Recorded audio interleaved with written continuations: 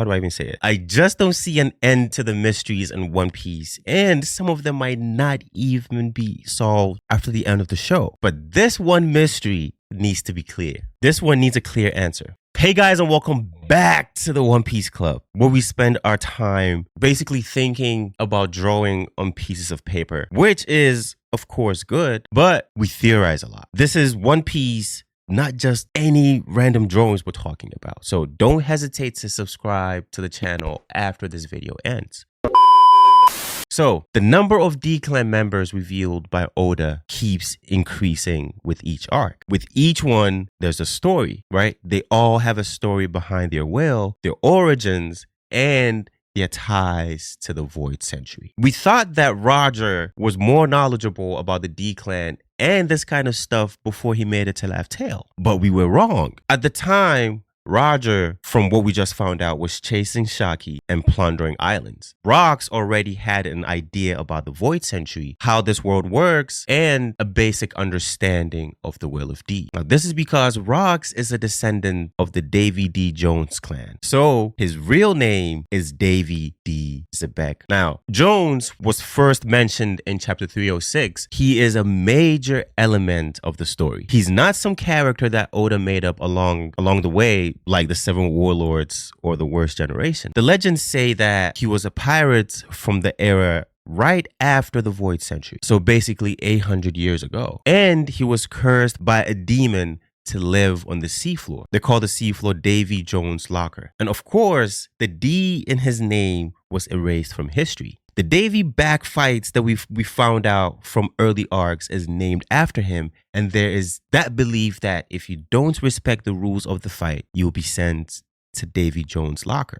The Davy family still survives today with Teach, right? Whose real name we always thought was Marshall D. Teach, but his real name is actually Davy D. Teach. They've been constantly targeted by the world government, much like the Buccaneers. But their hatred towards the Davies is much stronger. And we saw what they did to them at God Valley. To finish this overview, it's good to mention that Jones and his legend were inspired by a real-life legend. It says that Davy Jones was greedy and the devil sent him to the seafloor so he can become super rich. Many ships sank. After all, he'd have to collect their gold and valuables. So it'll be normal if Davy Jones was Davy Jones, right? Even if we don't have much information about him, it wouldn't affect our understanding of the story. But now it's necessary to flesh out what we have and think about this mysterious, important character. Believe me, this guy is very important. He was probably the first pirate to live after the Void Century. Plus, I think that he's connected to Joy Boy and Imu the same way Blackbeard, Luffy, Imu, and Rox are all connected. So we will have to try to come up with a few theories and predictions about the truth behind Davy D. Jones, starting from what I just said. I think it's not good to make parallels and try to explain everything with them. But when I compare these characters, I cannot resist the temptation. You have Jones, you have Rox, you have Teach. At first, you think they're similar, but that's probably not true. Rox is evil, let's be honest, right? But he does care for his friends and he doesn't betray others. His care for his family and his strong belief in the tradition of the Davy Back Fights makes it clear. Blackbeard is different, and this difference is what gives him an advantage over his father. Rox failed and died because he wanted to save his family. If he had waited at Hachinosu and let the Holy Knights, Marines, and the pirates fight together, he could have come at the end and killed them without much effort. I honestly thought when we first heard of Rox, that was what he probably did. But Blackbeard can do this, and he actually did it. He let Whitebeard, his adoptive father, get almost killed so he could come in and steal his devil fruit. It's pure evil. Davy D. Jones, being a strong pirate following the Void Century, suggests that he either survived the war, escaped it, or was on the winning side. You get what I'm saying? I'm saying that Jones may have betrayed Joy Boy and helped Imu instead. He was probably envious of him the same way that Blackbeard will be envious of Luffy when he discovers the truth and finds the One Piece. This is another way to interpret what Whitebeard said to Teach about him not being the awaited person at Laugh Tale. The parallels just don't end here. Whether it's Jones who regretted betraying Joy Boy or Imu simply wanting to kill him, it doesn't matter. What matters is that I had the chance to make the prediction of the decade. Man, like, this is so sad. So before the spoilers for chapter 1162 came out, I was making the outline for this video and I came up with this. What if the Davy Back Fights hints at a tragedy of Jones's, a tragedy where Imu used Domi Reversi on his family and had them fight. Most Davy Back Fights allow you to recruit new crew members or take back your old friends from the pirate crew that stole them. So in a sense, Jones's desperate fight against Imu to free his family and take them back is very similar to the principle behind the Davy Back Fights. I swear I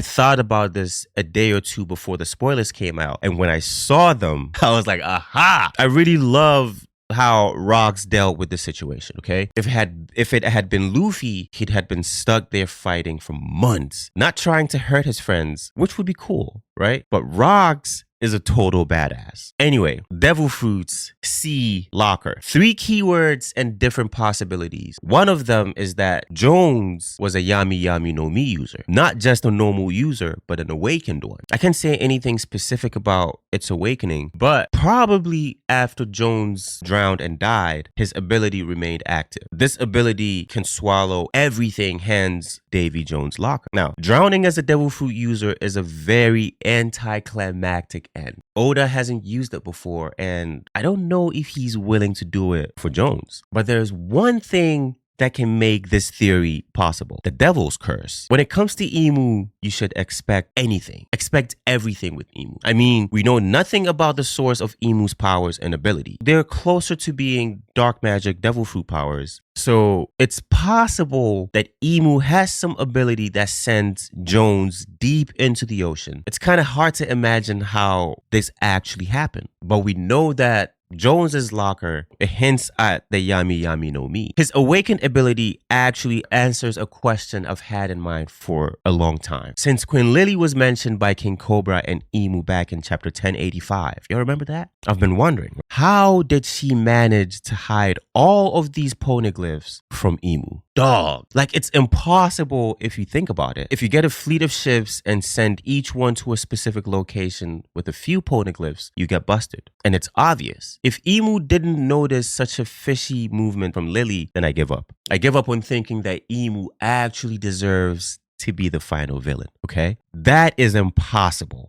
Imu should have noticed, but they didn't. Imu was betrayed by Lily and couldn't know how she moved all those poneglyphs and hid them in different locations. This is where Davy D. Jones comes in. Whether it could be because he regretted after siding with Imu and the 20 Kings or something else, Jones probably helped Lily in this operation. Remember, the very first use of the Yami Yami no Mi that we saw was in chapter 441, and that was when Teach destroyed the town and absorbed all of it into his darkness. Then he threw it back. Jones probably did the same thing to the poneglyphs, knowing that they can't be destroyed, so his darkness wouldn't crush them. In this case, Lily and Jones need only one ship to travel around the world and scatter those poneglyphs.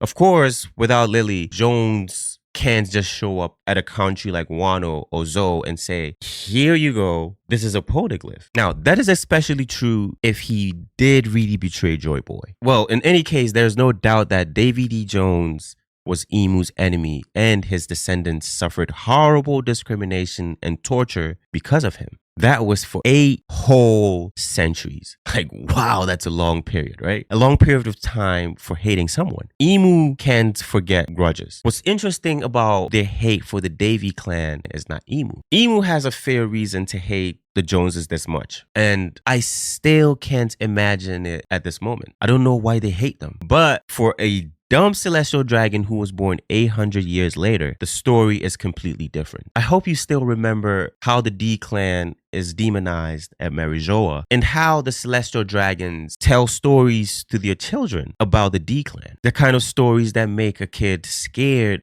basically from a demon who can eat him if he doesn't behave. I believe that these stories have a background. I think this story about the D clan being a bunch of monsters or demons is basically based on a group of Davy who were turned into demons. Turned by who? Imu. Ironic, right? So this tragedy was turned into a stupid story to raise celestial dragons as the ultimate D haters. That sounds crazy too. And it worked if you doubt it. Just look at what they did at God Valley. So going back to the issue of the similarities between Jones and Blackbeard, we might be in front of a possible alliance, right, between the two. I'm referring to Blackbeard and Imu. I guess we all can agree that Imu will eventually fail to make the giants of Elbaph his own army, which sucks for Imu. It'll be a different story, right, regardless of having the Mother Flame. Having the Yonko by the world government side is actually a good thing, as long as Blackbeard doesn't reveal his origin. I'm still trying to figure out why they can't tell by the face. They look very much alike without the tooth. Now, I want to say that Katerina Devon will use her appearance as Saturn to infiltrate Marijoa. That theory might be cooked, but Saturn was cooked by Imu, so yeah, it doesn't help that much, right? But we actually have that as a possible scenario. Blackbeard is a villain, Imu is a villain, and Luffy is the protagonist. For me, it'll be much more interesting and exciting to see the Straw Hats and their different allies, right, deal with two threats at the same time, not just one threat. But before I finish, I just want to say that Davy D. Jones is like the bridge that connects the Void Century and the world after it. I hope you don't forget how important he is, because Oda is good at making people forget certain characters and events. There are 5 keys to the Void Century: Joy Boy, Imu,